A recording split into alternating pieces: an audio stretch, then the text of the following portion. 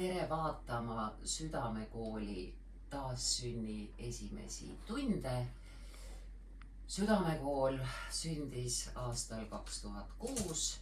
Aastal 2026 saab meie esimeste tundide õpetaja Kris Kärner 30-aastaseks ja tema kõrval istuv abiõpetaja Indi Murutar saab 20-aastaseks. Tiira Murutar.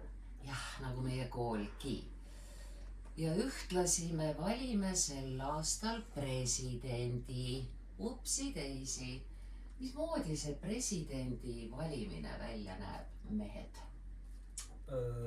Nagu üleüldiselt. Jaa. Üleüldiselt on kaks võimalust, siis kas siis läbi Riigikogu, mis siis on vaja a la 2/3 siis enamust.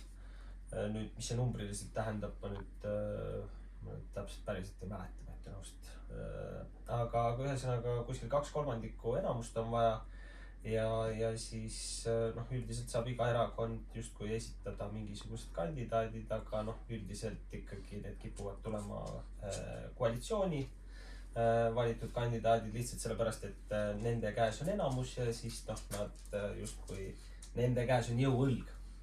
Ja kui see seal ei peaks läbi minema, siis on valijameeste kogu, sinna kuuluvad ka igasugused muud riigikogulased, aga ka igasugused muud tähtsad ninad, kaasa arvatud ka siis kohalikest volikogudest, siis nende justkui ülevad. Ja siis seal täpselt samamoodi on vaja enamust. Ja kui seal jällegi vastu ei võeta, siis see läheb tagasi Riigikogu proovib uuesti, kui ei tule välja ja niimoodi see järgi. Ja lõpuks tuuakse kuskilt meile järgmine Buratino. Jah, siis kui meil oli vahepeal abiõpetaja Delfiini pissipaus, ma kuulsin, et Kris pidas väikese loengu. Preili Murutar, mida rääkis Kris Kärner seni, kuni oli pissipaus? Ma uurisin selle kohta, et kas ta visati välja sellepärast, et ta ei allunud provokatsioonile ja vaidles vastu. Ja siis ta ütles, et ta astus ise tagasi, et kui on tulevikus soovi, saab uuesti minna. Aga et ta ise tuli sealt ära ja ta saab põhimõtteliselt ise ennast nii kaua arendada ja üles töötada veel rohkem, et siis tugevamalt peale minna. Ja siis ma sain veits rohkem poliitika kohta teada, et mis on valged ja mustad pooleni jõud. Ja siis sain saladusi ka teada. Nad rääkisid saladusi, mis saladusi? Igaks juhuks, ma natuke lisan juurde, et siin on hästi oluline on mõista seda, et mis on erakond ja mis on fraktsioon. Et erakond on siis näiteks Isamaa ja sotsiaaldemokraadid ja ma ei tea, Keskerakond näiteks on ju. Ja siis fraktsioon on see, mis moodustatakse siis volikogus või siis Riigikogus siis eraldi, kellega koos siis tehakse neid või võetakse vastu siis otsuseid või siis proovitakse neid maha suruda. Ehk siis kellega koos hääletatakse. Et erakond teeb justkui, ma ei tea, valimiskampaaniat, aga siis seal justkui volikogus või Riigikogus toimub siis hääletamine ja selle jaoks on siis üldiselt fraktsioonid. Et erakonnast ma astusin enne kohalike omavalitsuse volikogu valimisi välja ise. Eeldusel, et kui olukord maha rahuneb, siis ma astun sinna varem või hiljem tagasi. Aga fraktsioon oli nüüd see, kust siis mind justkui nüüd siis eile õhtul öeldi, et enam ei ole oodatud. Ja kuidas sa ennast nüüd tunned? Mõneti vabastavalt selles suhtes, et ma tunnen, et ma ei pea nagu vaidlema või kogu aeg tõestama, et miks minu seisukoht on parem kui nende. Et kui sind nagu tihtilugu nagu kuulatakse ja öeldakse, et ei, nii ikkagi ei saa, et me oleme juba otsustanud või et see on meile kasumlikum sellepärast, et ikkagi niimoodi me hoiame koalitsiooni koos või et ma saan aru, et mingisugune positsioon tagab siis justkui palga ja kõik muud asjad, aga ma arvan, et ikkagi tähtis on see, mida me ikkagi rahvale pakume justkui. olemegi tagasi selle juures, et poliitikas rahvajuht saab olla inimene, kes ei vaja poliitilist positsiooni ahnitsemiseks. See inimene, tsiteerides Heiki Kranichit, kellel juba on kõik olemas. Millal sina oled valmis Eesti presidendiks kandideerima? Kohe. Tegelikult vanus 40. No oota, aga ta saab alles 30. Ja kusjuures täpselt on niimoodi, et president valitakse 5 aastaks. Ja nüüd see aasta on presidendi valimised. Mis tähendab seda, et 10 aasta pärast, kui ma saan 40. No siis nagu võiks ju olla lootus, aga see lootus on ainult juhul, kui see mitu korda tõenäoliselt ebaõnnestub, sest mu sünnipäev on novembris, aga presidendi valimised peaksid olema, ma nüüd võin eksida, aga kas äkki seal kuskil sügisel, kas oli äkki september või august või midagi sellist. Ma nüüd võin eksida muidugi, ma peast täpselt mäletan. Missugune saab olema sinu metoodika, mitte nüüd lausa ainult presidendiks kandideerimisel? Kas see võiks olla midagi samasugust, nagu on rakendanud, et mitte öelda harrastanud suurepärane komödiant Volodõmõr Zelenski? Jah, ega tegelikult see on ka omamoodi, ta on väga geniaalselt nagu lahendas selle, kuidas teda valiti. Et teha justkui, ta on olnud ju samamoodi oli komedian ja sealt edasi veel näitleja.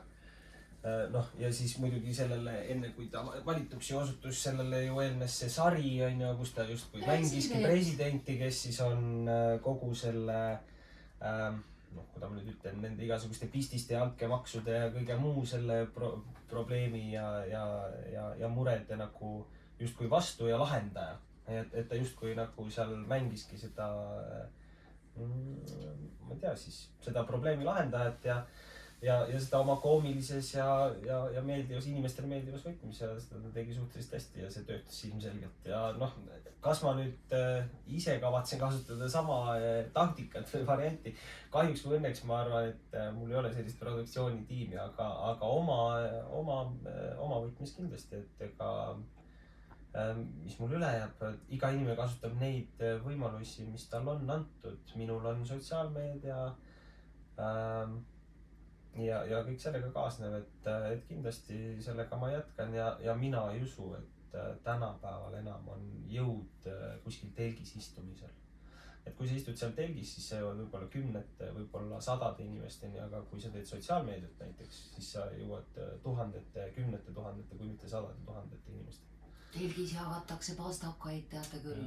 Telgis jagatakse pastakaid, vist enam isegi kusjuures vanasti jagati kohvi ja suppi ja kõike muud, aga vist enam ei tohi sedagi jagada, kahjuks või õnneks. Ma muidugi 100% ei ole kindlasti. Et ära ostmine või? Jah, seal on mingisugune probleem ja siis sellega seoses ja seal oli veel mingid probleemid, et et kui jagate, et siis ei tohi olla mingid ühekordsed mingid taldrikud või mingi täiesti mingi pseudoteema. Ma mäletan viimastel valimistel keegi jagas vist kohvi või midagi ja siis toodi välja probleem, et need olid ühekordsetes nõudes või midagi sellist. Ühesõnaga, et kui on vaja leida probleem, siis see probleem ka leitakse. Ja tegelikult tampates minnaksegi oma tassidega. Jah, ikka. See on soodsam kusjuures. Ei, seda küll, aga nii paljud ju unustavad ja siis nad võtavad ikka selle ühekordselt. Ma ei näe seda nii suurt vahet, kui sa üritad inimestega suhelda, siis ei tohi. Aga viimaste valimisteni tagasi tulles siis või juurde, et kuidas mina lahendasin enda valimisreklaami, siis mina lahendasin enda valimisreklaami puhtalt sotsiaalmeedia läbi ja siis sinna lisaks oli siis kleebiste jagamine. Et oli 2 versiooni, ühed olid siuksed, ma ei tea, visiitkaardi suurused, kus peal oli minu pilt, noorte eest seisab Kris Kärner ja taustal oli siis justkui see Isamaa plakat koos siis QR-koodiga, et kui telefoni panid sinna vastu, siis sai vaadata minu TikTok'e. ja siis olid suured kleepsud, mis käisid siis autode tagaklaaside peale. Et oligi nagu terve justkui see tagaklaas mul enda autol siiamaani. Nii et pärast saate filmida, kui on huvi. kusjuures suur asi on sotsiaalmeedia, eks ole. Me paneme kõrvuti praegu siis professionaalse nende magnaatide meedia ja ühismeedia. Magnaatide meedia on nüüd põhjus, miks meie koolipäeva esimeses tunnis Kris ütles mulle, et ma olen naiivne, kui ma loodan, et inimeste valimise käivitab see, et valimisreklaamid on tasuta. Jah, magnaadid oma rahast ei loobu. Ükskõik, kas meil on jutuks Hansa Schluige või Linnamäe kontsern, loomulikult nad ei loobu rahast. No kes see? Samuti ei loobu ju ka Zuckerberg oma Facebookis paljundamast pidevalt, eks fraudi, skämmi, kõik näevad, et seal on pettus ja see rullub, sest Zuckerberg tahab elada. Ja samas, nagu oli just jutuks, Volodõmõr Zelenski oli suhteliselt null eelarvega, isikliku eelarvega presidendiks saanu, sel lihtsal põhjusel, et ta mängis õigel ajal seriaalis President, mida ka Eestis näidati, et ta on ülihea näitleja. Nii et järelikult on võim ühismeedia käes. Mida sinu stream endast kujutab? Ülesehituse mõistsin, et sisuliselt, kui ma õhtul ta kuskil 7 ajal käima panen, ta umbkaudu, valdavalt või olenevalt päevast, aga kuskil ta kestab umbes 5 tundi. 7 ajal õhtul ta algab, mis tähendab seda, et kuskil 12 ajal ta üldiselt kipub läbi saama. Eks minu päev võib ühtepidi öelda, et on justkui jube pikk, aga teistpidi võib-olla ma siis ärkan sedavõrd hiljem, et see on justkui nagu minu jaoks paika ennast loksunud, välja arvatud siis mõni komisjonipäev. Aga kuidas see välja näeb? 7 ajal ma üldiselt panen laivi peale, siis alguses on nagu ikka siuke tervituste ring, kuda läheb, mis toimus, keegi midagi huvitavat oskab rääkida, Sellele järgneb tavaliselt uudiste vaatamine, mis on võib-olla siuke imelik asi on ju. Miks sa neid uudiseid vaatad, et kõik saavad seda ise ka vaadata, kui nad tahavad. Aga seal see nagu point ongi, et üldiselt kellegiga koos midagi vaadata on alati põnevam, alati huvitavam, kellegiga saab midagi arutada, kellega saab midagi rääkida. Ja eks seal see omamoodi võlu on. Sellele järgneb siis, kaua iganes see võtab, vahest võtab tunnike, vahest võtab 2. Ja siis me vaatame ka, kui on midagi väga spetsiifilist või on mingisugune uus muusikalugu tulnud, siis me kuulame ka võib-olla selle ära, siis on kas, ma ei tea, kuidas on, et kas ma ei mäleta, mis see Delfil oli vist see, et kas, kuidas nad ütlesid, mingi YouTube'i see videot teevad, siis kas hitib või hiti või? Hit or miss või? No jah, mingi ala, mingi siuke. Ja ühesõnaga, kas meeldib või ei meeldi, vahet ei ole. Ja siis peale seda siis on TikTokid ja siis on justkui vaba kava, et see umbes tavaliselt kestab, see justkui esimene pool streamist kestab tavaliselt siuke 2-3 tundi. Ja siis sellele järgneb siis ülejäänud 2 tundi, mis on justkui täiesti suvaliselt, et vahest me lihtsalt istume ja räägime, arutame mingisuguseid asju, teeme mingit totaalselt lolli mula, ajame suust välja, mina kaasa arvatud. Ja üldiselt see on siis see rubriik, kus tavaliselt kipub, mis näiteks ka viimati kippus just siin internetti ja suurde meediasse, et kus ma siin tegime ebasündsaid nalju justkui. Ja siis, või kui meil tollel päeval justkui midagi arutada ei ole, siis me mängime mingid arvutimänge näiteks, miks mitte. Kohe siis tekib küsimus, mitu küsimust. Esimene küsimus, mis tekib, kas õhtuti sa saad sel juhul üldse endale lubada lõõgastumist, mingisugust napsivärki? Ei saa ju. Kuidas sa streamid Windis? No eks see on ka omamoodi oskus. Aga ei, ma ei hakka üldse valetama, selliseid õhtuid tuleb ette. Et on mingisugused kindlad kuupäevad, kus inimesed kipuvad saama kätte oma palkasid. sealt tulenevalt neil võib tekkida huvi või soov toetada neid, kes justkui on nende jaoks olemas. Aktsiisi maksta, teate. Just, aktsiisi ja makse ja kõike muud. Ja siis kiputakse toetama ja see võib, kui see õige päevaga kokku juhtub, näiteks mõne ilusa reedeõhtuga, siis ikka vahest teeme lapsi ka, et ma üldse ei ütle, et ma olen või et ma mitte kunagi ei võtaks napsu või et jah, ma arvan, et vahepeal tuleb napsu ka võtta. Ja kohe teine küsimus. Enne vahetundi rääkisime Kris Kärneriga sellest, mis võiks panna inimesed saama lapsi. Laste saamise üks tegur on see, et isend tunneb ennast tugevana, nii et ta söandab mitte põgeneda, vaid võidelda. Ja tugevam on siis enese jätkamise, mitte jalga laskmise tarve. Kui sa istud õhtuti 5 tundi striimis, oletame, et sa võtad naise. Kus ta siis on? Vaata, lapsi saadakse naisega, ma olen märganud. Seal see mure siis ongi. Ei, noh, kus ta ikka on, eks ta siis peab kannatama seda kuskil teises tahas. Kahjuks või õnneks nii on, ma ei oska nagu öelda. Suures pildis ikkagi ilmselgelt on kunagi plaan või soov ikkagi pere luua, mis tähendab ja kui ma ikkagi, kuna ma olen otsustanud, et see striimimine käib minuga kaasas, vahet ei ole, kas ma nüüd olen 30 või ma olen 45, et see on ikkagi minu jaoks nii märgilise tähtsusega asi, et ma olen seda juba teinud pea 10 aastat, natuke vähem veel muidugi. Et kuna ta on nii oluline minu jaoks ja ma ise tunnen, et mulle meeldib seda teha ja mulle meeldib inimestega suhelda, et see on saanud justkui mõneti ka mingiks vajaduseks. Et siis kunagi, kui ma peaks hakkama maja ehitama, siis tuleb selgelt selle peal mõelda, et mitte teisi pereliikmeid selle lollusega justkui segada. Noh, kelle jaoks lollus, kelle jaoks mitte. Aga siiski, eks seal emotsioonid vahepeal lähevad üles-alla, et seal võib ju tekkida seda probleemi, et justkui segad teisi pereliikmeid. Sul on õnnestunud väga edukalt jätta mulje, et Jaagup Tuisu või kellega iganes sa just striimid, et te olete stuudios. Mis ruum see tegelikult on?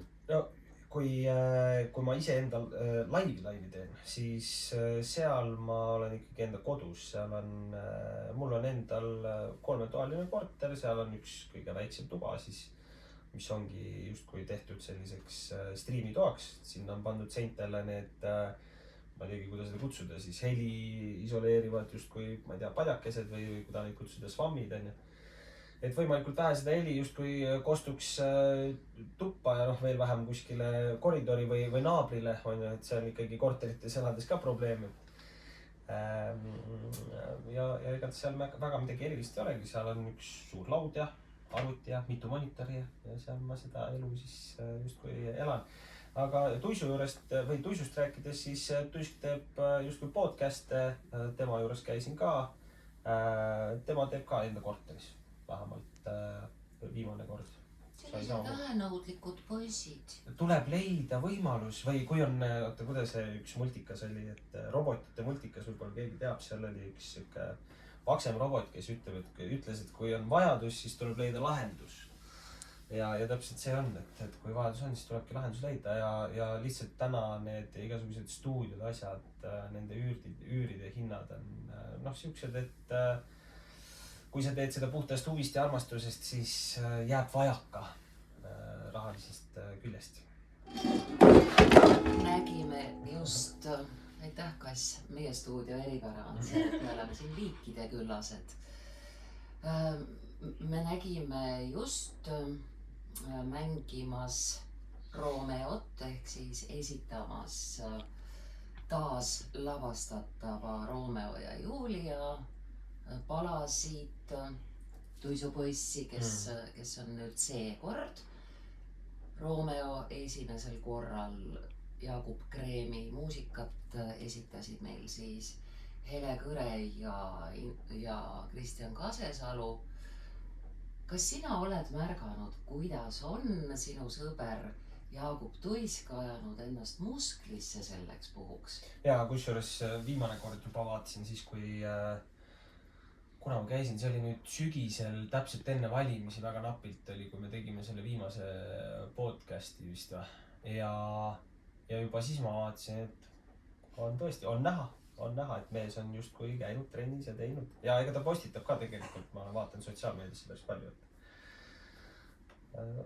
tubli, väga tubli. Eesti Laulul oli ka näha. Ja Eesti Laulul ta kusjuures oli väidetavalt, ma nüüd ei ole talt küsinud, aga kuskilt ma nagu lugesin, et ta oli aidanud võitjaid, ehk siis seda Vanilla Ninjat koreograafiaga oli vist aidanud. Ehk siis selle laval liikumisega just. Just.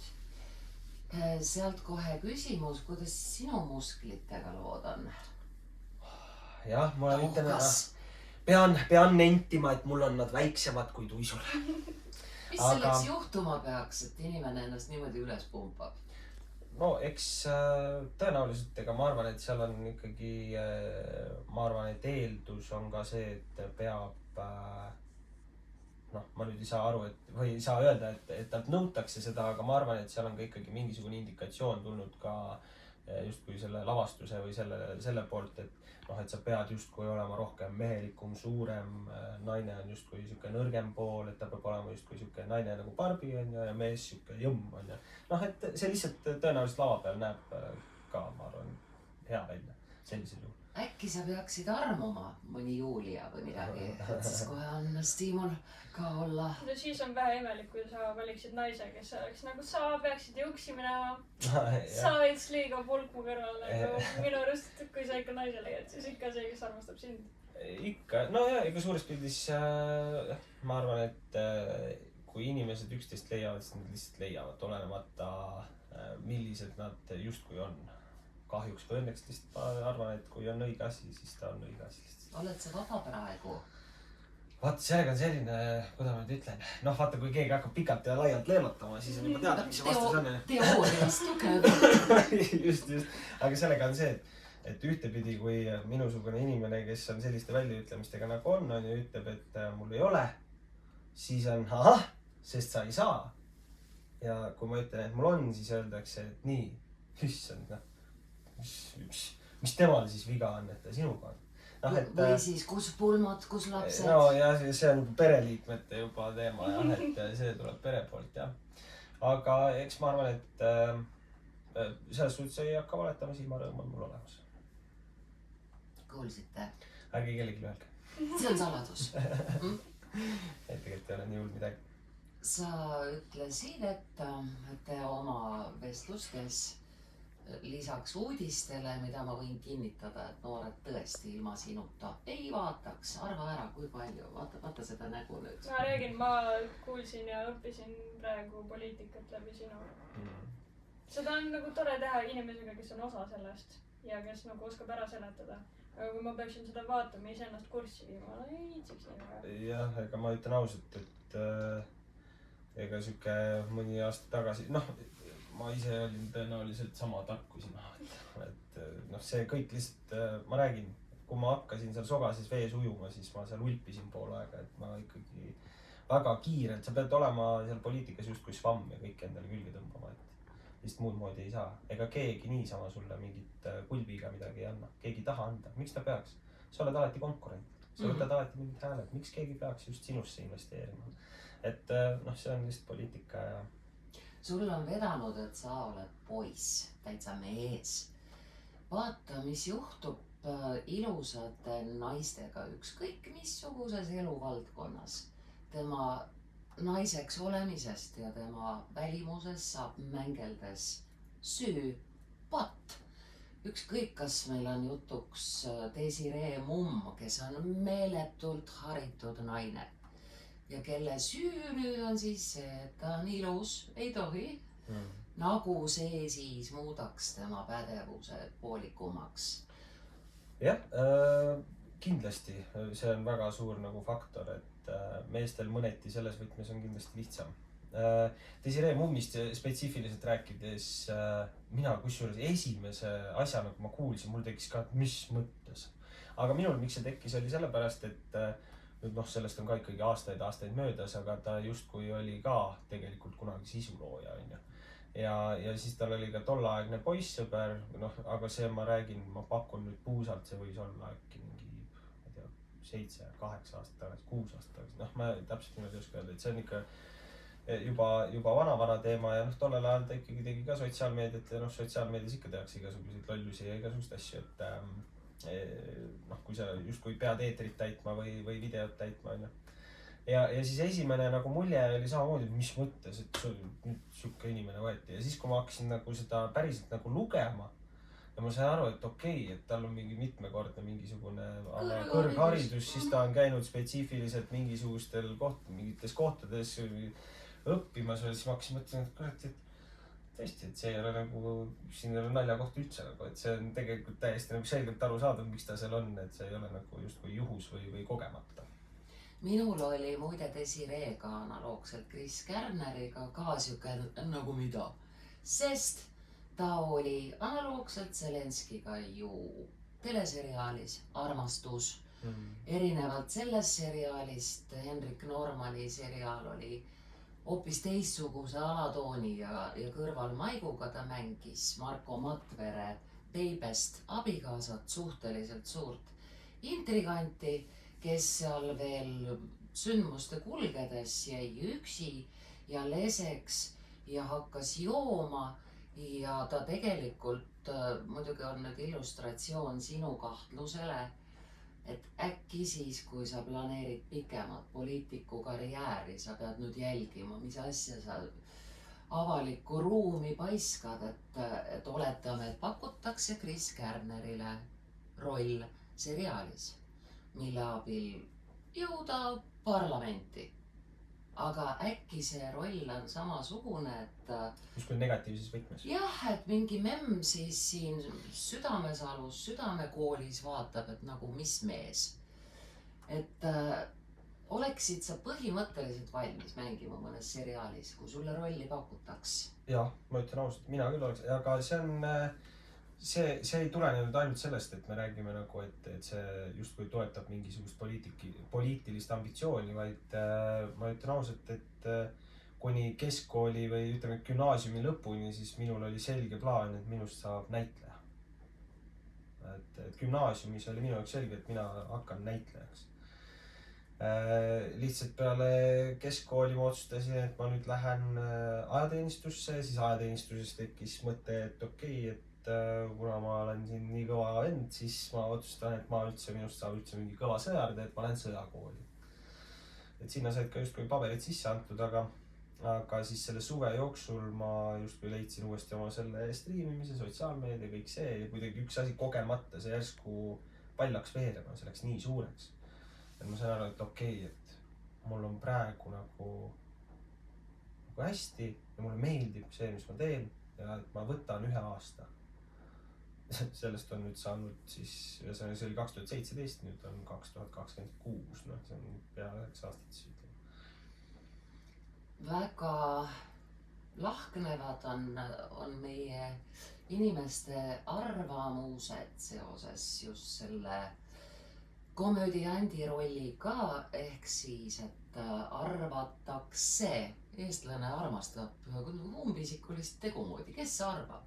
Mina ei arva, aga ma tean, et arvatakse, see on nii eestlane. Et Zelenski on üli hästi makstud komöödiant presidendi rollis siia maale, et see on lihtsalt üks väga ränk, pikaks veninud roll. Kas see on nüüd rahvajutt või see võibki nii olla? Oleneb, kes tahab seda näha positiivses ja kes tahab seda näha negatiivses võtmes. Justkui täna on ju nii Eestis kui ka mujal maailmas on justkui areng on selline, et kas sa oled justkui natukene nagu Vene poole peal või oled sa nagu justkui Ukraina ja Euroopa poole peal. Ja nüüd ongi, et vastavalt sellele siis tehakse neid ka otsuseid ja proovitakse justkui inimesi nagu suunata ühe või teise poole, et mis seal nagu õige on, ma ei oska öelda. Suures pildis ma arvan, et meie esimene asi on eestlased ja meie ise, meie rahvus ja see on see, millega me peame tegelema. Kindlasti me peame toetama ka nõrgemaid või inimesi, kellega meil on rohkem ühist ja kellega meil just on siis, kui nii võib öelda, et ühine vaenlane, kui nii võib öelda. Et aga aga jah, ma arvan, et kõik oleneb sellest, et kummal pool sa asetsed, siis see on ka see õige vastus siis nagu ikka. No, ma juba räägin ise ka nagu poliitik, ma ei saa midagi parata sinna. Tõesti, ise ka vahepeal kuulan ja mõtlen, et kurat, ta nagu ütleb kogu aeg midagi, aga see tähendab mitte midagi. Tsiteerides Jüri Ratast, asi on kontrollitud raamistikus.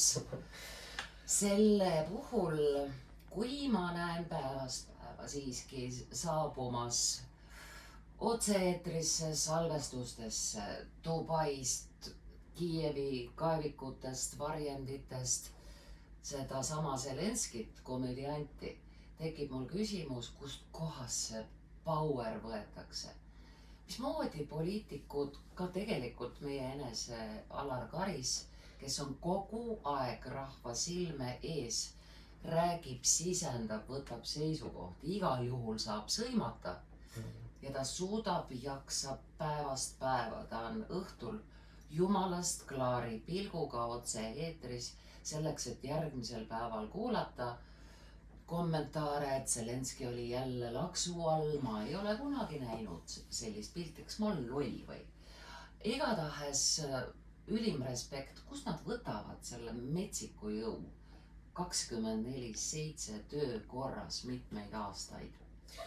No eks seal on, ma arvan, et see on ikkagi hästi suuresti tööjaotus, et kui sa oled juba jõudnud mingisugusele X-positsioonile, kus sa vastutad ikkagi väga suure, ma ei tea, kogukonna või riigi või kuda iganes seda kutsuda, on ju, mingisuguse suure justkui asja eest, siis lihtsalt seal peab olema tööjaotus nõunikute, mingisuguste juristide ja kõigi muu vahel ja siis tihtilugu lihtsalt tekitatakse mingisugune põimumiskoht, räägitakse seal asjad läbi, siis kõik lähevad enda tubadesse laiali, tõenäoliselt president või ma ei tea, peaminister siis tollel hetkel natukene võib-olla saab ka korra tukkuda või sõba silmale lasta ja siis temalt lihtsalt oodataksegi, et okei, sul on pool tundi, aga siis me peame minema. Samal ajal, kui meil siin ikka veel peetakse iseenesele pühendumist huugapuugaks, tegelikult esimene poliitik, kes selgitas, mis asi on mediteerimine, kuidas meditatsioonis ennast kokku korjatakse, oli Margaret Thatcher. Tema oli meditatsiooni maailmameister. Me siin nõukogude ajal vaatasime 17 kevadist hetke, näe, magab 7 minutit ja on nagu uus. Aga tegelikkuses Margaret Thatcher on ju ka seda öelnud kõigi oma meditatsioonide tulemusel, et riigil ei ole mingit raha. See on sinu raha. Maksumaksja on riik ja sinul on täis õigus otsustada, mida sinu rahaga tehakse, et ei põrka siin midagi. Oletame, et mina ei taha, et minu raha eest tehakse pomme, et minu raha eest tehakse sõjapropagandat. Mina ei taha, et minu raha eest inimesi hirmutatakse ja meelitatakse sõda otse kui sihilikult Eestimaale. Mida ma siis teha saan selle vastu? Tänapäeval ega väga palju ei saagi. See on kahjuks minu isiklikul hinnangul, see ongi tänapäeva siis demokraatia võlu ja valu, et teil justkui kõigil on võimalus otsustada, aga kui sarnase mõttemaailmaga inimesed ei juhi, siis ongi jama. Et see on justkui see näiline demokraatia, et kokkuvõttes ikkagi see tehakse kuskil tagatubades. Meeldib see sulle või mitte? Ei meeldi, aitäh, et ei küsi. Mis hetkel peaksid Eesti emad, isad, oma ilusad tütred, vaade vasakule, Eestist ära viima, et nüüd tuleb peale see, mida kutsuti, tuli. Millal ma otsustan, et minu südamekool on nüüdsest Xabias, Erika Salumäe kõrval tänavas või minu südamekool on nüüdsest Ugandas, Bunioni järve ääres. Mis hetk see on? No hiljaks ei jääks. Ma üleüldiselt ma loodan, et sihukest hetke kunagi ei tule. Aga kahjuks ma arvan, et meil ei ole väga palju, kuna esiteks me oleme nii väike riik. teiseks ma ei ole üldse kindel, kui hea informatsioon on meie, kuidas ma nüüd ütlen, meie riigil tuleva vastase suhtes. Et mingisugune, just hiljuti meil striimis käis läbi, vaatasime mingisugust simulatsiooni ja siis seal simulatsioonis see oli mingisugune, ma ei tea, kuidas seda kutsuda, siis võistlus või treening, kus siis Ukraina sõdurid olid siis teiste NATO sõdurite vastu, tegid justkui mingisuguseid kontaktõppuseid ja mingeid siukseid asju. Ja noh, sisuliselt eestlased ikkagi, ukrainlased seal simulatsioonis või selles nagu nad ikka nottisid ikkagi piinlikult. Samamoodi, ma nüüd võin eksida nädalaga, aga kas oli eelmine nädal, kui mingisugune Saksa kindral oli teinud mingisuguse enda mingi õppekava, mille järgi siis justkui sõda algas ja esimesena terve Baltikum justkui kukkus kokku, noh, põhimõtteliselt esimese paari päeva jooksul ja siis rindejoon justkui tekkis kuskil Poolas. Ja nüüd tekib see küsimus, et üks asi on see, et kuna me selle info saame, ma ei tea, kui Ameerika ütleb, siis see on õige aeg, ütlen mina, sest noh, aga küsimus on, et kas nad ütlevad. Võimalik, et neile on kasulik, et me ei tea. Just, et sellepärast ma ütlesin ka, et kui nad ütlevad, aga noh, nendel on selgelt kõige varasemalt see teada, kindlasti. Ja ma jätkaks edasi, et nii palju, et nüüd teine küsimus on selles, et kuidas ära saata. Et Baltikumist Poola, seal on üks väike jupikene just ja sealt jupikesest läbi pressida, kas on võimalik või kas see pereliige jääb sinna Lätti või Leetu kinni kuskile, mis ta seal teeb, kas ta üldse seal on võimeline kuidagi hakkama saama, rääkimata sellest, et võib-olla tangid juba uravad. Eks me loodame ikka mere peale, nii nagu muiste kalavaatidega ikka üle mere ning... Ja see on kõige tõenäolisem. Nüüd sealt tuleb küsimus, et kas võetakse ainult naised ja lapsed või võetakse seal kaasa ka härrad. Et kui seal võetakse ka härrad kaasa, siis on tõesti jama. Ma olen olnud ääretult sooja suhtumisega näiteks Pan Pevkuri suhtes ja loomulikult seal on emotsionaalne külg ka, sest seal Maskis lauljas see, kuidas Pevkur laulis ukrainlastele Bratse Ukraintsi ja kui ma siis kuulen tagatoa jutte, mida ma üldse ei taha kuulda, kui tohutult Pevkur teenib Ukraina sõja pealt, kui tohutult teenivad Eesti nomenklatuuri esindajad nimesid nimetamata nii Nursipalu polügooni rajamise pealt, sealt langetatud puude äri pealt. See kõik on loogiline. Kellelgi on alati kasut sees. Kas ma peaksin kuidagimoodigi siis nüüd uskuma ja usaldama selle ülisuure äri esindajaid? Nad ei ole ju rahvajuhid sel juhul. Jah, noh tegelikult kuida ma nüüd ütlen, et ära usalda. Noh, ma ei taha nii öelda, pigem ma tahan usaldada, ütleme nii, mina tahan usaldada. Aga noh, seal on mitmed erinevad asjad, et mina olen justkui Eesti sõjaväe ohvitser on ju, et mina olen otsustanud juba ajateenistusest saati, et sellest on 10 aastat ongi. Et minul ei ole kuhugi minna ja ma ei tahagi kuhugi minna. Ja kui nad tulevad, las nad tulevad. Mina olen siin, kes iganes minu kõrval on nendega koos, et ehk siis kes iganes Eesti postist otsustavad, et nemad ka ei luba võtta ära meie riiki, meie maad ja noh, valitsus, ma arvan, et selle pärast ei lähe keegi sõtta, aga oma inimeste, oma riigi ja eest minnakse ikka. Alati, kui on igapäevane katse uudiste statistika, et täna öösel nii mitu drooni. Enne oli droon üks tore asi, millega näidendeid me filmisime ja turistid imetlesid siinseid vaateid. Nüüd on droon see asi, mille puhul õpetatakse, kuidas varjuda, kuidas ära tunda. Aga igal hommikul, kui on statistika, sel ööl nii ja naa palju droone tulistati, nii ja naa palju lasti alla, surma sai nii ja naa palju, siis rinde sellest olles 3. lõigus hukkus nii ja naa palju. ma ei tee vahet sellel, kui palju sai surma ukrainlasi või venelasi. Ma mõtlen alati nende emade peale, kelle lastest me räägime. Sündis Vova, sündis Mõkolai.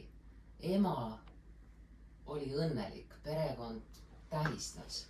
Laps kasvatati suureks ja nüüd on ta statistika, upsi-daisy, tõutag, Vova. Jah, ja need numbrid on tegelikult meeletud ka, me räägime No. seal mingi 24 tunni jooksul, me räägime mingi üle 1000 tõenäoliselt seal, või noh, vähemalt väidetakse, et juba ainuüksi Vene poole pealt on iga päev circa mingi 1000 meest. Noh, et see on meeletu number. See on 1000 ema, 1000 isa, No. kes jäävad, eks nagu meksamolud, järele vaatama oma unistusele, oma pensionisambale piltlikult öeldes. Ja tihtilugu nad lähevad ikkagi raha teenimise eesmärgil. Sinna ei minna, võõrast riiki sa ei lähe võtma vabatahtlikult. Sinna minnakse ikkagi selgelt raha teenima. Ja seal on ka väga palju inimesi, keda sinna nagu justkui siis värvatakse või lihtsalt sundlikult saadetakse selles võtmes mingisugustest, ütleme, et vaesematest piirkondadest. Venemaa on nii suur, Venemaa siseselt on ka hästi palju vähemusrahvuseid ja tihtilugu sellistes konfliktides kasutatakse just neid ära, et justkui noh, kui Moskvast saata rikaste võsukesed sinna, siis need rikkad lähevad peast lolliks ja nad ei luba seda elu sees. Noh, siis hakkaks juba võim vahetuma, noh, ühte või teistpidi, et ma arvan, et seda ei oleks võimalik enam maha suruda, et ikkagi üldiselt need kipuvad olema jah, ka nii-öelda vaesematest piirkondadest. Liha, mis ei ole loetud. No ütleme jah, et võib ka nii öelda. Meil ju siin ei ole seda massi. Mis puutub Vene jõukatesse inimestesse, nemad on suures osas Venemaalt läinud.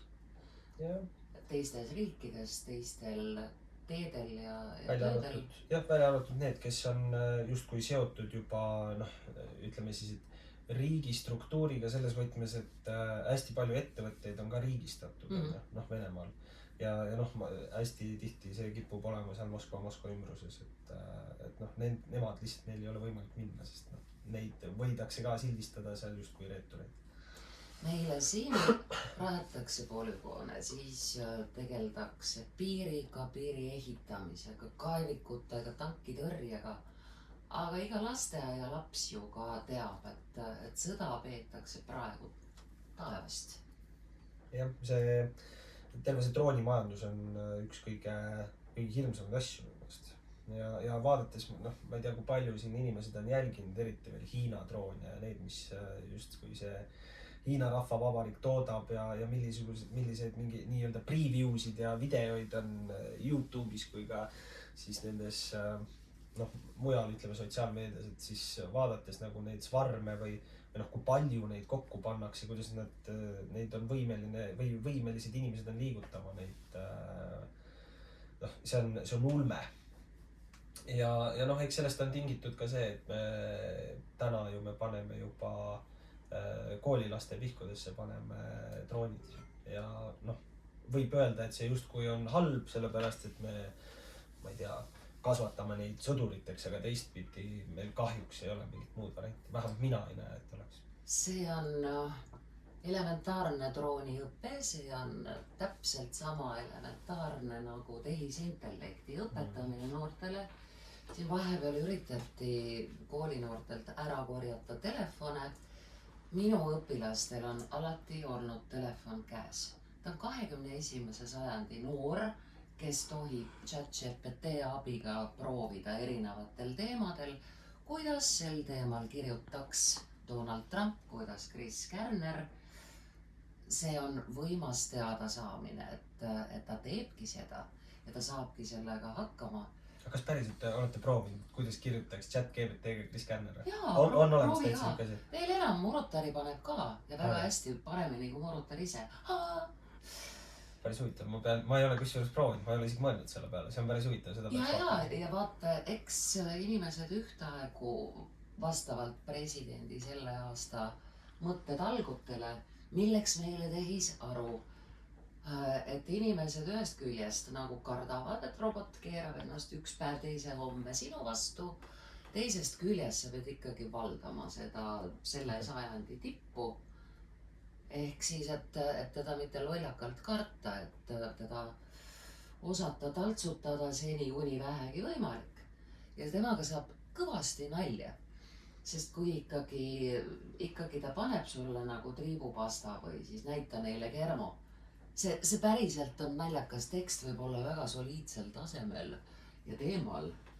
Teema võib sul olla siis vabariigi aastapäeva kõne stiilis Donald Trump. Sa ei kujuta ette, millised kompud sealt niimoodi tulevad. Proovi, see on päris hea mäng. Teema sulle striimiks. Kas sa oled päriselt valmis saama surma Eesti riigi nimel? Mina olen. Sa kuulsid praegu? Mina olen jah, aga miks? Ma ei tea isegi miks, kui keegi küsib, et aga miks? Ma ei tea. Ma arvan, et mind lihtsalt on kasvatatud nii, et minu jaoks see lihtsalt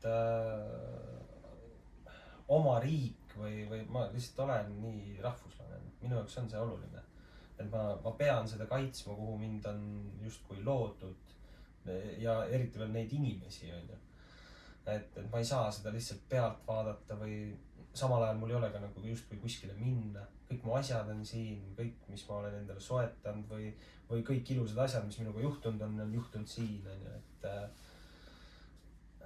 ma lihtsalt ei näe muud varianti, et ma ei kujuta ette, et ma tõstaks lihtsalt käed püsti ja mind saadetakse Siberisse. No, aga kui sul oleks, kui sul on pere, näiteks tollel ajal. Ma arvan, et seda enam.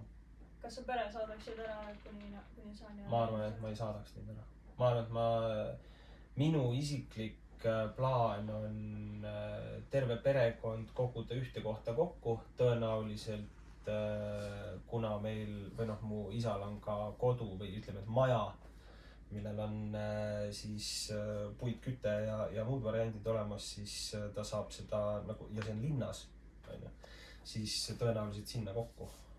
Ja siis tõenäoliselt mina võib-olla ka mu vend vastavalt sellele, kui ta ise tervet maailma näeb, siis ma arvan, et meie aeg on minna, aga et midagi sellist, et teistpidi võib öelda, et aga miks sa ei saada, meil on näiteks maakoht ka, et miks mitte maakohta, aga maakohas on just see oht, et kuna seal ei ole justkui väga palju teisi inimesi või teisi asju ümber, siis seal on palju lihtsam teha igasuguseid koledusi, kus on vähem silmi vastastel, siis ütleme.